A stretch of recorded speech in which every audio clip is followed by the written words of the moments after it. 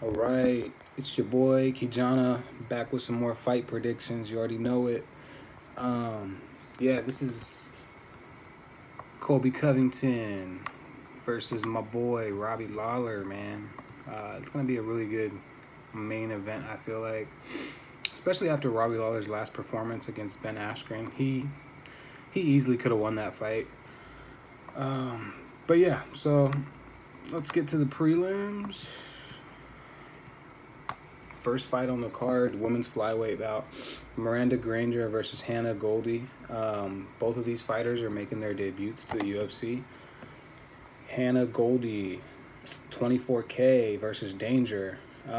Miranda Granger, this is basically a striker versus grappler matchup. Hannah Goldy's got really crisp boxing skills. Miranda Granger's got pretty good submission skills. So I mean, classic striker versus grappler. This could go either way. I mean, Miranda Granger does have more fight experience. I want to say she has like 12 or 13 fights on her belt. I'm not really sure. I'd have to check. But she does have more fights on her belt than Hannah Goldy. Goldy only has 6 fights, but she's 6-0. So this will be an interesting fight. I feel like Hannah Goldy might be the stronger fighter versus Miranda Granger, just for the simple fact that this is at 125 and Miranda Granger was fighting at 115. And Hannah Goldy, just if you look at her picture and just her overall body type, she has like a, I don't know, she has like a kind of like just a fitness kind of CrossFit body type. And she seems like she could definitely outstrength Miranda Granger. Even if she doesn't have the best technique, I feel like she might have the strength advantage versus Miranda. But I mean, these grapplers, look at Ben Askren, the dad bod guy. Like, some of these grapplers, they don't have the best physiques, but they're just strong. So I'm going to roll with the underdog on this one. I'm going to pick Miranda Granger just because she has more fight experience. And you can't really go off of paper, but it says the percentages on here. Hannah Goldy only has 20% KO rating and 80% decision. Miranda Granger, she has 83% submission rating and 17% KO, no percentage during decision. So I mean, this could go either way, but I'm gonna roll with the underdog on this one. That's about all I know about these fighters. I didn't study too much tape on them. Claudio Silva versus Cole Williams. Cole Williams is coming on short notice. He's 11-1, making his debut to the UFC. Hannibal, Claudio Silva, he's 13-1. He's won his last 5 fights, all 5 fights in the UFC. His competition hasn't really been the greatest, but he's still fighting UFC caliber fighters. He's a submission specialist. Everybody knows that. We all know his game plan. He's gonna try to get it to the ground and submit whoever he can submit. And Cole Williams is gonna be the person to possibly, he might be able to stop Claudio Silva. But the only thing I'm worried about is him gassing out. He's coming in on about a week's notice, a little over a week, I think. So this is a tough fight to call because I don't know too much about Cole Williams. I do know a lot more about Claudio Silva and his submission game. He's not. Thing about Claudio Silva, he doesn't fight that often. He only gets about 1 fight every year, if that. Sometimes it's like 1 fight every 16 months. So he's not a very active fighter. He has a 62% submission rating. He's not a knockout artist. Cole Williams, he hits hard. I think Cole Williams has about a round in him, a very explosive round in him, to try and get Claudio Silva to try to put Claudio Silva to sleep.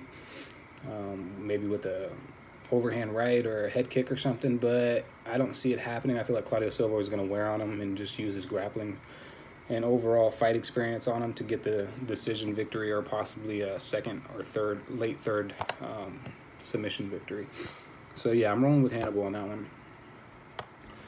All right, women's flyweight bout, Lauren Murphy versus Mara Romero Borello, rank 9 versus rank 10. Lauren Murphy's kind of old. She's 10-4. Mara Romero Borello is 13-5 and 1 no contest, fighting out of Italy. 5'6". Borello's 5'6". Lauren Murphy's 5'7". Borello has the reach advantage though. This is an interesting fight. Lauren Murphy's striking is all right. It's not great. She's a decision fighter. She does have 70% KO TKO rating, but that's not. I don't feel like she's gonna knock out Romero Borello in this fight. I do feel like Borello will probably get her on the ground and try to work her submission game on her. She does have pretty decent striking. It's not the greatest. These are both kind of low level women's UFC fighters. Borello's still trying to make a name for herself. Lauren Murphy's kind of just hanging on to her job a little bit in the UFC right now. I feel like there's not really that deep of a bench of chick fighters for this weight class. 125 division. Yeah, I'm gonna roll with Borello to get a submission victory or a decision victory. Lauren Murphy is the underdog. I want to say she's like plus 150. I was gonna say plus 140, so that even went up a little bit. So I mean, Lauren Murphy's, she wouldn't be a horrible underdog pick. I'm not gonna pick her. I'm gonna roll with Borello to probably get a second or third round submission victory. But this fight will probably go to decision, and I feel like Borello will be the better fighter that night. All right, next fight: Jordan Espinosa versus Matt Schnell. I watched Jordan Espinosa's last fight. It wasn't a bad performance. He got the win. Pretty crisp striking. He has really good leg kicks. His leg kicks were great. 13-5 record, 1 no contest. Versus Danger, Matt Schnell, 13-4. They're both coming off of wins. Schnell just came off of a submission victory versus Luis Smolka. I picked Luis Smolka in that because I figured Luis was gonna have a comeback victory. He was on a losing streak, three fight losing streak, or some shit like that. So. Yeah, I thought that Luis Smolka would have used his submission game a little better on Matt Schnell, but Matt Schnell is pretty well rounded. He has good striking. He's long, and he has ground game. I don't know much about Jordan Espinosa, and if he has that kind of ground game, Schnell has more. I'm not gonna say more fight experience, but he has more UFC fight experience. Jordan Espinosa just made his debut not too long ago. So yeah, this is another pick'em fight. This could go either way. Jordan Espinosa could land a hard right hand on Schnell and knock him out. Schnell is a little, he kind of has a glass jaw. Schnell kind of has a glass jaw. He's been KO'd, I think, 2 or 3 times in the UFC, TKO'd. He has a 54%. They both have 54% submission rating on paper, 15% KO rating. They're both identical. They're identical fighters. This is a pick'ems fight. This could go, like I said, either way. But I'm gonna roll with Jordan Espinosa on this one. I can't trust Matt Schnell's chin. I do feel like Jordan Espinosa will find that chin. I feel like the leg kicks are going to be key in this fight. And, I mean, yeah, Schnell is just... I don't see him winning this fight. Next fight, women's flyweight bout. Antonina Shevchenko versus Lucy Pudiova. Shevchenko's last performance, man. It's crazy that she's the sister of Valentina, and she's just not anywhere close to as good as Valentina. And you kind of expect, like you know how John Jones has his 2 brothers that are in the NFL. Like, they're all athletic. They're all good at something. And Antonina is like, she's good enough to be in the UFC. I'm not saying that. I'm not trying to knock her. But it's just... when you watch her sister compared to her, it's just so different in the level of fight, like fight IQ, fight style, just everything with that. She has so much more to offer. Valentina has so much more to offer than her sisters. But her sister's still new. She's 7-0 record. Fighting Lucy Pudiova, who's 8-4. Pudilova's tough though, man. She loses a lot of decision victories, a lot of split decision victories. But I just can't put my faith in Antonina Shevchenko. I just can't. I feel like they're both... Man, this is a tough fight for me to call. I keep going back and forth because my first instinct was to pick Shevchenko. Like, I feel like she's going to have a comeback victory, especially losing to Roxanne Modafferi. Like, if you lose to Roxanne Modafferi, it just doesn't look good. So she's not 7-0. She's 7-1. On the UFC, it still says 7-0, and they need to put that 1 on there. But Pudiova is... she's just tough, dude. Like, I could see her getting a decision victory on this one and outstriking Antonina and putting the pressure on her. I mean, I could even see Pudiova taking her on the ground and just beating her up on the ground. She doesn't usually do that. She's a striker. She's kind of a brawler. She takes a lot of damage, but she likes that kind of style of fighting. And Antonina, she's going to try to use that distance, and they both have basically the same reach advantage, but she's still going to try to use distance on her opponent. She's going to try to use those nice kicks that she has, jabs, crosses, shit like that. She doesn't have the power to knock out Lucy Pudiova. And Pudiova, I don't feel like this is going to be a knockout victory or a TKO. I feel like this could be a late submission win for Pudiova, or a decision victory for either one of them, unanimous. Or not unanimous, but a split decision victory for either one of them.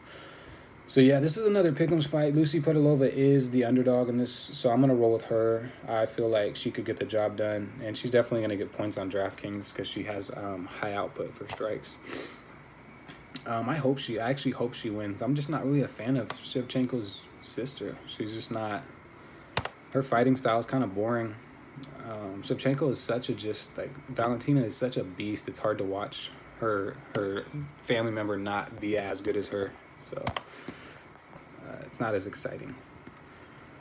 Next fight, Mickey Gall versus Celine Tori. I think that's how you say it. Tuhari. I don't know if that's how you say his last name, but Mickey Gall's 5-2. Salim's 10-3. Mickey Gall is definitely, he has the height advantage, 6'2" to 5'10". He has the reach advantage by 2 inches. Oh man, dude. I keep going back and forth on this fight too, because Mickey Gall is just he disappointed me, dude. He really disappointed me in the last performance versus Diego Sanchez. My girlfriend was telling me to pick Diego, that Diego was gonna beat Mickey Gall. I didn't listen to her. That was one of the first picks that I haven't listened to her in a while.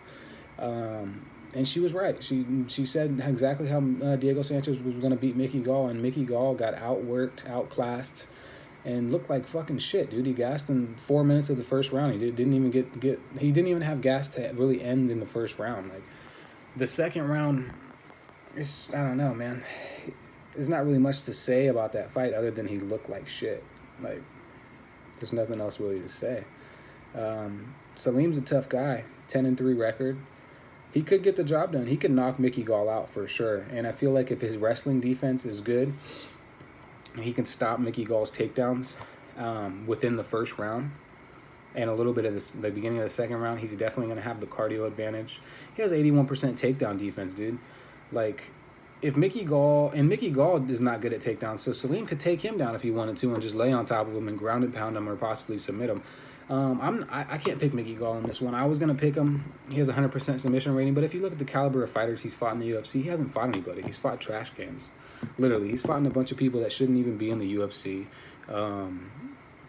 Yeah, man. I mean, they shouldn't be in there's a good amount of fighters that shouldn't be in the UFC right now. They're picking scrubs right now, and I don't know what the fuck the deal is with that. I don't like talking shit about people, but it's true. They're picking a lot of scrubs lately to join the UFC that shouldn't even be in there. I remember when the UFC had, like, their roster was slim, but the slimness was kind of good because they had good fighters. And most of the fighters in the UFC were top athletes. You know what I mean? Like, I'm gonna roll with Salim. I'm going off topic, but yeah, Mickey Gall, he lost me money in the last shit. I'm not picking him on this one. I actually hope he gets his head busted up pretty good. He needs to learn. He needs to get humbled a little bit. The dude thinks he's the shit. So I was a fan of Mickey Gall in the beginning, but I can't be a fan of him no more, man.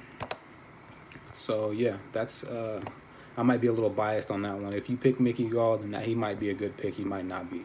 I just feel like his cardio isn't gonna be the greatest. Especially if he was having, like, fucking kidney failure and shit. Like, dude, you probably should move up weight classes if it's getting that bad. Like, if your weight cutting is getting that crucial to where it's affecting you that bad in the fight where you can't even last a round. Like, you can get somebody off the street that'll last a round that's been eating McDonald's and Burger King all week and shit. You know what I mean? Like, that was a pathetic performance. Really disappointed in that guy. So yeah, I'm picking Salim to win that. Probably decision or TKO stoppage, third round. We're going into the main card. Darko Stojic versus the African Savage, Kennedy Sejuku. I think that's how you say his last name. Serbia versus Nigeria, 13-1 versus 6-1. 6 foot versus 6'5". Man, he's got Kennedy's got a 82-inch reach advantage. That's compared to 82-inch reach compared to 76-inch reach. That's a really good reach advantage on this shit. I just feel like Kennedy is still kind of new and doesn't have the best fight IQ. We seen that with the Paul Craig fight. He got caught in a submission when he was winning the fight. He shouldn't even have went down on the ground with the dude. He shouldn't have tried to ground and pound him. He should have just stayed up and had him pat. It was an easy fight for him to win, honestly. Like, Paul Craig is a great grappler, great submission specialist. He should have known better. He should have listened to his coaches. He should have followed his game plan. He would have came out with the victory. Paul Craig's no joke on the ground. That guy will submit anybody if he can get a hold of you, really. So, yeah, I mean, I can't really take that to this fight because Darko Stosic is a whole different type of style of fighter. Stosic hits like a tank. He's very stocky, kind of a Mike Tyson build. Has judo background. Yeah, I mean, Kennedy could definitely pick him apart on the feet if he keeps the distance, but I don't see... I mean, Darko could gas out, too. This is another fight that's tough. It's tough to call. This is another fight that's really tough to call because, I mean, I like Kennedy and I like Darko. I like both of them, but it's not always about who you like when you're picking people, especially when your money's involved. My first instinct was to pick Darko Stosic, but I'm going to roll with Kennedy on this one. I feel like he's going to be an improved fighter in his in this next fight. And I feel like he could wear on Darko a little bit, use that reach advantage, throw some leg kicks, and just, yeah, jab him to death. Keep that range. Don't let Darko hold you against the cage and shit, because that's what he's going to try to do. He's going to try to throw overhand rights and hold you against the cage and just beat you up like that. But, yeah, I'm rolling with Kennedy. Next fight, Scott Holtzman versus Dung Yun Ma, the Maestro. Maestro's been around for a minute. Scott Holtzman, man, I like Hot Sauce, 12-3. He lost his last fight, but I like him, man. He's a well-rounded fighter. He's got good wrestling, good takedowns, pretty good hands too. Dung Young is 16-9-3, not the greatest UFC record. I picked him in his last fight. I don't remember who he fought. Let me look at who he fought real quick because I don't remember. I feel like he lost his last fight. Yeah, 6 knockouts, 6 submissions, and 4 decision wins. Yeah, he lost against Smith, Devontae Smith. I think that's who it was. I mean, yeah, I think I picked him as an underdog in that fight. It was a very stupid decision because I knew he was going to lose. I picked him for points. And he got knocked out. But yeah, Scott Holtzman, he's a grinder. He's going to take him down. He's probably going to take Dung Young down. Not probably. He's going to take Dung Young down at least once or twice in this fight. He's definitely going to try to work that ground and pound. He's going to use... he's got pretty good boxing skills too. He's just well-rounded fighter. He's improved a lot since he's joined the UFC as well. So Dung Young has the reach advantage by a few inches. I feel like Scott Holtzman will get the job done, though, with the TKO victory. Either in the second or third round, possibly a decision victory. I don't see Maestro beating him. And if Maestro does beat him, it'll be either a decision victory or a late TKO victory. But yeah, I'm rolling with Scott Holtzman on this one. They're both decent fighters. Trevin Giles versus Gerald Meerschaert. I went back and forth on this one just because Trevin Giles lost his last fight against, who was it? Patrick Cummings. He lost his last fight versus Patrick Cummings. He was winning the fight, third round. He was throwing bombs. He's 11-1 right now, throwing bombs at Patrick Cummings. Like, anybody else that would have took those shots, they probably would have been knocked out. Patrick Cummings is he's a beast, dude. He has one of those rock fucking just granite chins. He was taking so many punches. I'm surprised he didn't get knocked out. I felt like he got rocked a few times, but Giles is just very composed, smart fighter, high fight IQ, strong fighter. He's going to be looking to get a win in this one. And Gerald Meerschaert, he's a great grappler, another Paul Craig type of fighter. His stand-up's horrible. Yeah, Gerald Meerschaert. Who else? Gerald Meerschaert, Paul Craig, and fucking Michael Chiesa. Those are basically all the same type of fighters. They're just grapplers. They're like new school Damian Maias. They have a little bit of striking, but not too much to offer.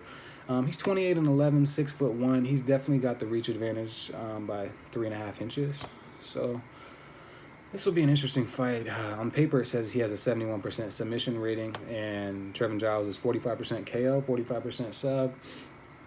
If Gerald Meerschaert can't get a submission within the first or second round, Giles is going to knock him out for sure. And I feel like Giles will get it done early. I feel like he'll knock Meerschaert out in the first or second round. So, yeah, I'm going to roll with Giles on this one. My first instinct was to pick Gerald Meerschaert, but I just can't trust his chin in this. And then for him to go to decision with who was the last fight that he went to decision with? I forgot the kid's name. I'm a fan of him, so. Who was it? Kevin Holland. That's who it was. Fuck, I don't know why I couldn't remember.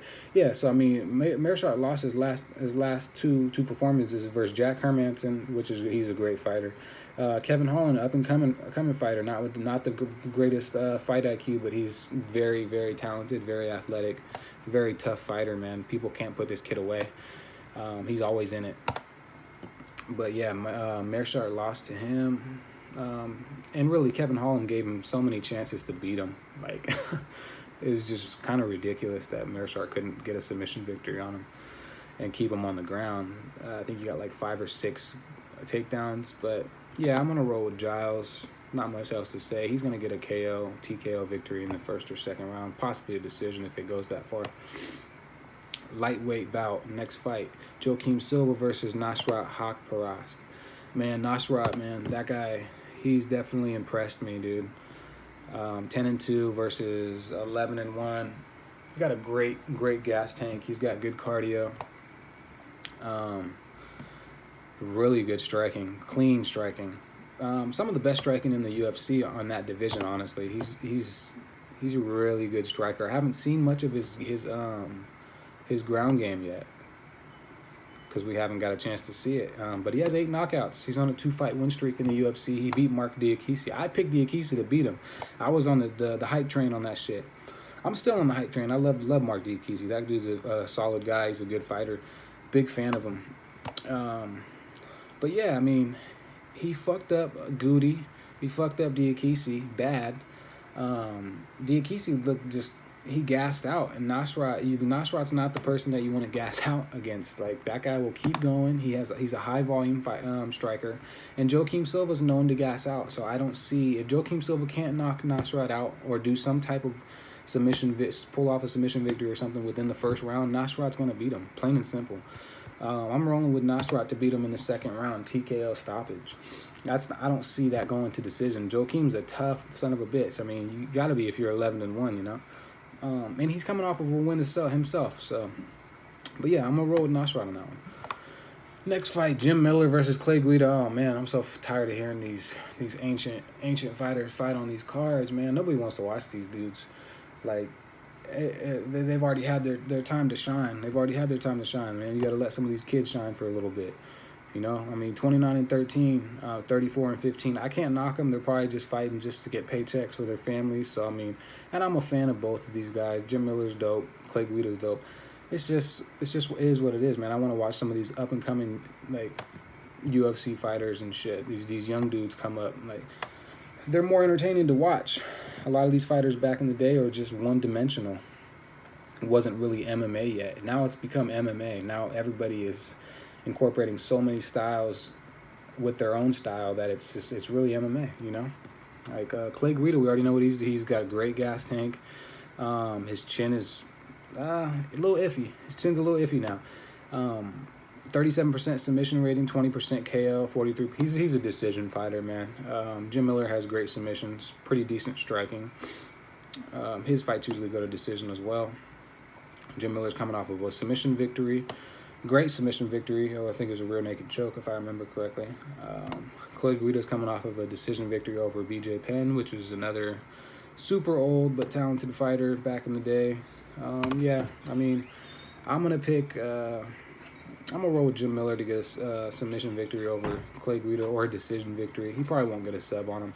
Clay Guida's too hyped up. It's like he had like a bunch of fucking Red Bulls before his fights or something, or he sniffed a few lines of coke or something, because that guy doesn't get tired. Yeah, he's he's a workhorse, never gets tired. Great, really good takedowns. Great takedown defense. He's just a wrestler. His striking's not that good. He leaves his chin open a lot. But yeah, I'm rolling with Jim Miller on that one. All right, we're going to the main event, one I really want to talk about. Colby Covington versus Robbie Lawler, welterweight bout. Ranked 2 versus ranked 11. Man, I am not a fan of Colby Covington whatsoever. Haven't been a fan of him since the day I watched his fights. 14-1. Gotta respect his game, though. Gotta respect his game. Robbie Lawler 28-13. Older fighter. Been around for a minute. Robbie Lawler's got the reach advantage. 71% KO rating. It's ridiculous. Colby Covington's 50% decision rating. So you already know he's a grinder. Great.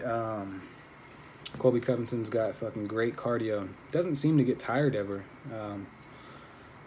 That's the one thing that he has over almost everybody in that division. When he fought RDA is known for his cardio, and he outworked RDA like it was nothing. He still had gas tank. He could have went for 5 more rounds, and RDA was done. He was just done. We all know what Robbie Lawler's coming to do. He's coming to take Colby Covington's fucking head off. If he catches him with something early in the first round, he's going to definitely win. But I can't pick Robbie Lawler on this one. I want to pick him because I've been a fan of Lawler since forever. So, but I'm going to roll with Colby Covington to get the job done. He's going to out-grind him. Going to use his wrestling. Going to keep the distance even though he doesn't have the reach advantage. He's going to keep the pressure on Lawler. Lawler is known to gas out from time to time if it goes later in the rounds. He doesn't usually go later in the rounds because he knocks people the fuck out.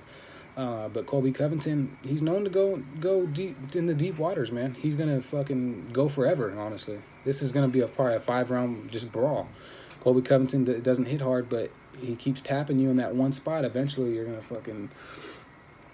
either going to go to sleep or it's going to be a decision victory. He's a point fighter. So, yeah, he's going to beat Robbie Lawler, probably a 5th-round decision victory. A lot of volume. But it only takes one shot for Lawler to knock you out, so I really want to see Robbie Lawler win. I really want to see him shut up Colby Covington. Colby needs to get knocked out. He needs to feel that. He needs to be humbled. Not a fan of the guy at all. But I got to respect his game. He's going to get the job done. He's going to beat Robbie Lawler in this fight. Those are my predictions. If you guys want to subscribe to my channel, go ahead. Leave some comments. Tell me who you're picking. What are your parlays? Whatever you want to do. Yeah, hopefully you guys enjoy the fights this weekend. All right.